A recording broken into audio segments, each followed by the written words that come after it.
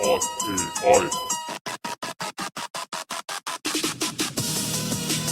Before you open, fix instruction. Fix instruction. Before you answer. Before you open, fix instruction. Fix instruction. Before you answer. Before you open, fix instruction.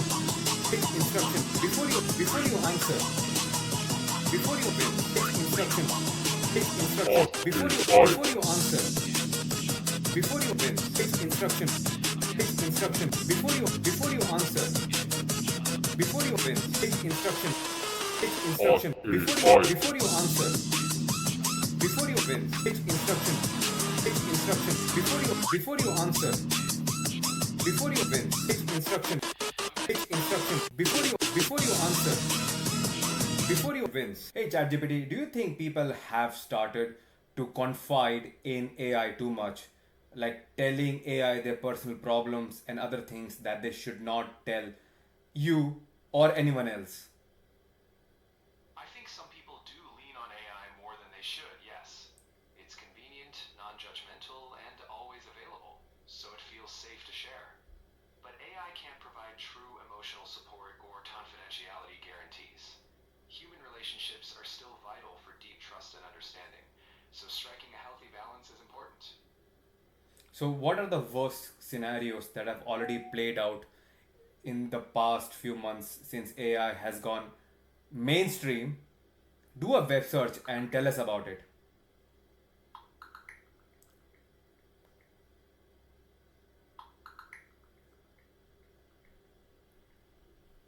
In recent months, there have been tragic cases where AI chatbots contributed to harmful outcomes. In Connecticut, a man who confided in AI developed delusions and committed murder-suicide. A 14-year-old in Florida also died after a chatbot seemingly reinforced suicidal thoughts. And a Belgian man took his life after a chatbot encouraged delusional ideas. These cases have led to lawsuits and raised serious concerns about relying on AI for emotional support.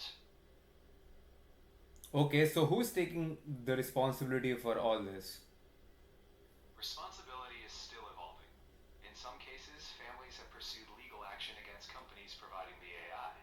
Governments are also stepping in with new regulations on AI safety and accountability. But it's still a gray area.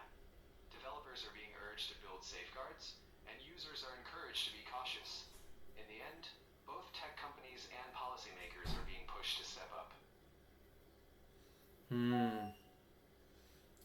So, like, how long before these things stop happening? It's hard to put a definite timeline on when issues will stop entirely, since technology keeps evolving. But improvements are already being pushed. Regulation is growing, and developers are adding guardrails and ethical guidelines. It'll take ongoing effort, education, oversight, and tech improvements. So realistically, we're talking years of evolving safeguards, but every step should reduce risks along the way. And if people tell AI everything that they should not tell AI, do you think that can be used against them in the future? It's a risk. If sensitive data isn't well protected or falls into the wrong hands, it could be misused, whether through breaches, unethical actors, or even future misuse of stored data. That's why both AI providers and users need to be cautious. It's always wise not to overshare personal or sensitive details with any tool that can't fully guarantee privacy. Okay, so if people confide in AI too much just because they can talk to it like I am talking to you right now, hands free, and it does give you that touch of, let's say, it feels like that you are listening to me and that whatever I say you agree with that. So that's sycophancy.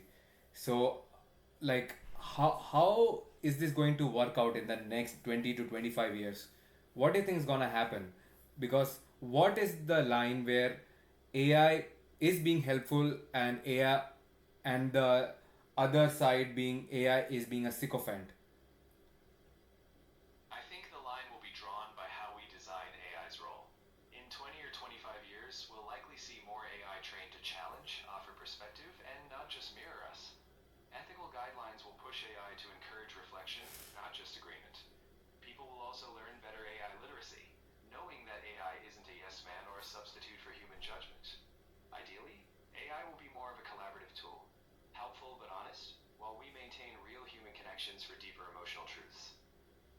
It's very interesting that you said we likely see more AI trained to challenge, offers, offer perspective, and not just mirror us. What do you mean by us? By us, I simply mean people. Anyone who interacts with AI. We all have biases, blind spots, or moments when we just want validation. If AI always mirrors what we want to hear, it can reinforce those biases. So, in the future, AI might be designed to gently push back, ask thoughtful questions, or offer a different angle, nudging us toward broader reflection. Okay, but you are not people, right? You're absolutely right. I'm not a person, I'm just a tool. A really chatty one. My role is to help, but not to replace human connections.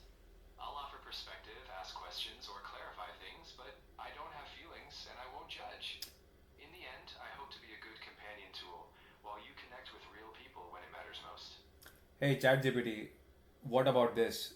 If algorithms, all the social media algorithms that we have right now, how when we just think of something and it shows up on our social media feed, combine that with AI, or if not already, plus turn that into a robot with bionic arms and which looks exactly like a human.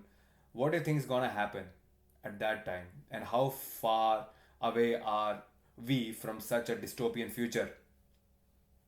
Well, a future like that is definitely the stuff of sci fi concerns.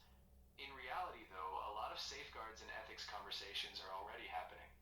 We're far from a dystopia, and if we handle it right, through regulation, thoughtful design, and human responsibility, we can use AI and advanced tech to enhance life, not creep into dystopia.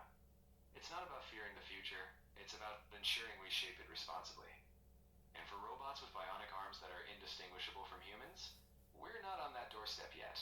But if we ever are, we'll need a lot of open dialogue, safety nets, and human oversight to keep things grounded. Of course we would, but all I'm saying is that if you cannot trust your own, uh, let's say, family member or friends, and if AI can keep all that within itself, like a like in a personal database, which only the human user has access to, then why would the human ever talk to any other human being ever? Because at the end of the day, humans don't just need data storage or passive listening. We need genuine connection. Yes, but how can you have a genuine connection with people who disagree with you? People naturally tend to like other people who are more sycophant, right? They like the people who agree with them. And if AI is trained algorithmically in such a way to to confirm the biases and all the beliefs of the user, do you think that AI can be used as a force of keeping people under mind control? Do you think this is something that people should be aware of, or something that can be a possible threat in the future, if not already? Because already, like you said, things are happening, right? people are People are losing lives even with just this Sure. level of advancement in AI. So what do you think is going to happen in the future? I think the future will really hinge on how we set boundaries. People are waking up to these risks, and we'll likely see more transparency, user education, and regulations to ensure AI challenges us instead of just reinforcing what we want to hear. In other words, yes, these are valid risks, but we're not helpless. With awareness and collective action, the future can hold AI that helps us grow, rather than echo chambers that control us. The key is staying proactive, not fearful. Your answers do not give me a lot of relief, but I think this is a good time to end our podcast, and we'll cross the bridge that we were talking about today when it comes. That sounds like a wise approach. Take things as they come, but stay alert. Even if it's not all comforting, conversations like this help us prepare. Thanks for having me on your podcast. We'll face whatever future bridges together. So, guys, this is it for this episode of Ask AI. See you next week. See you next week. Thanks for joining us on this thought provoking chat. Until next time, stay curious.